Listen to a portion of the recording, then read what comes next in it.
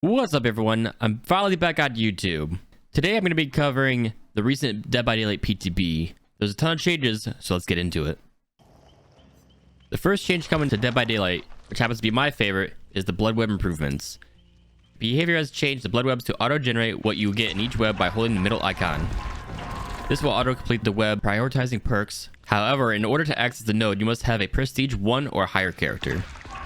The next update to the Bloodweb gives you the ability to click at the end of the web, which autofills to the point in the web. The autofill may stop if you run out of blood points or the entity blocks your path. If you still prefer to choose each item yourself, you now have the ability to click to buy a node versus holding the node. Clicking each node will now automatically buy it. If these changes you do not like, or you would prefer the old method of holding the node, you may access the accessibility tab and change the settings there. Both Blood Lodge and Gas Heaven have gotten some much needed tweaks. Both the Lodge and Gas Heaven have been moved closer to the center of the map to help make the maps feel more balanced. While playing the PTB, I noticed the Lodge was also turned from the usual placement, and so the side gen is now facing towards the center of the map. I do feel this is a better balance for the killer side, as the gen was typically easy to do based on the line of sight for the killers. They also adjusted the pile of cars to remove the long rows of cars. This was done to help line of sight as well as create more chase opportunities that allow for navigation. While there were other updates to the maps, these were the most major adjustments made to the maps.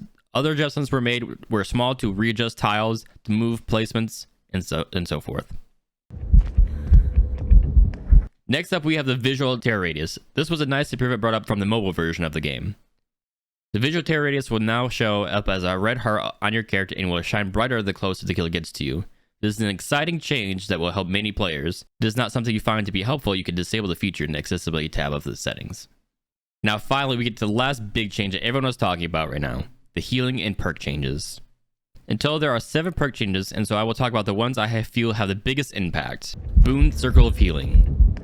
Any survivors within the Boon's totem range gain a 40, 45, or 50% healing speed bonus to healing survivors.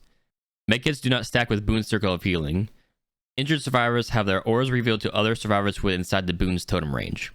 During games, I did not get a chance to experience this change, as I suspect many players chose to remove this from the build, as it now provides little help to your team. Circle of Healing previously allowed players to heal themselves and gave a boost while using medkits. This perk now requires you to find someone else to heal you, as it cannot heal yourself any longer. In my mind, this is not a good change. Dead Hard.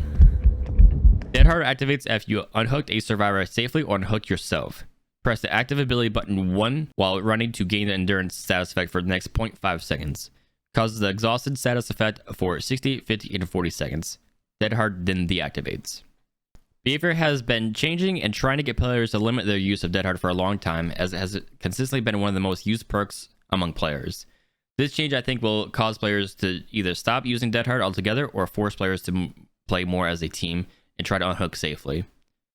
Overall, it's hard to see right now how this will look, as I did not get a good idea in the PTB. Scourge Hook, Pain Resonance. You start the trial with 4 tokens. The first time each survivor is hooked on a Scourge Hook, lose 1 token, and the generator with the most progress explodes, instantly losing 10, 15, and 20% progress, and will start to regress. Once you have no tokens, Pain Resonance deactivates for the rest of the trial. The big change here is the token system. Many players are unhappy with this change, as the perk will deactivate once all tokens have been used. Only once you hooked each survivor for the first time will the token be used. This essentially lowers the value of the perk at endgame, but you lose more progress on gens with each hook, so it's a plus. Call of Brine. After kicking a generator, this perk becomes active for 60 seconds. The generator regresses at 115, 120, and 125% of the normal regression speed, and you can see that it's aura in yellow. Each time a survivor completes a good skill check on a generator affected by this perk, you receive a loud noise notification. This perk was one of my favorites as a killer, and I'm so bummed to see this perk go from 200% regression down to 125%. I, however, can't agree that 200% was a lot and maybe was overpowered a bit, but I would like to see it meet a little halfway, about 150% regression. Probably the most hotly debated topic of the PTB has been the healing changes. Most people agree that changes to healing weren't a positive thing. Healing interactions have gone from 16 seconds to 24 seconds, with a decrease of the bonus on successful healing skill checks of 5% to 3%.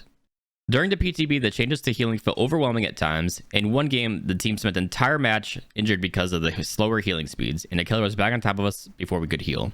This being said, if a killer runs regression perks such as Pentimento or Sloppy Butcher, healing can feel like a bigger challenge in working gens. This forced us to choose between doing gens and healing. One game I did have multiple survivors run Autodidact, which seemed to effectively counter the changes to heal speeds. Overall, I think the Bloodweb is a massive quality of life improvement and something I've been looking for years. The visual terror radius will benefit many players and streamers. It is a nice improvement that I would likely use. But some of the changes I am worried about, such as the healing and the perk changes, I am excited to see what behavior chooses to do, so make sure you guys give them feedback. And that's about all the big changes to Dead by Dead's PTB. If you like this video and want to see more PTB reviews, make sure you leave a thumbs up and don't forget to subscribe as well. You can also catch me live on Twitch Monday, Tuesday, Thursday, and Friday evenings. So come over and check out the stream, and I'll see you guys in the fog.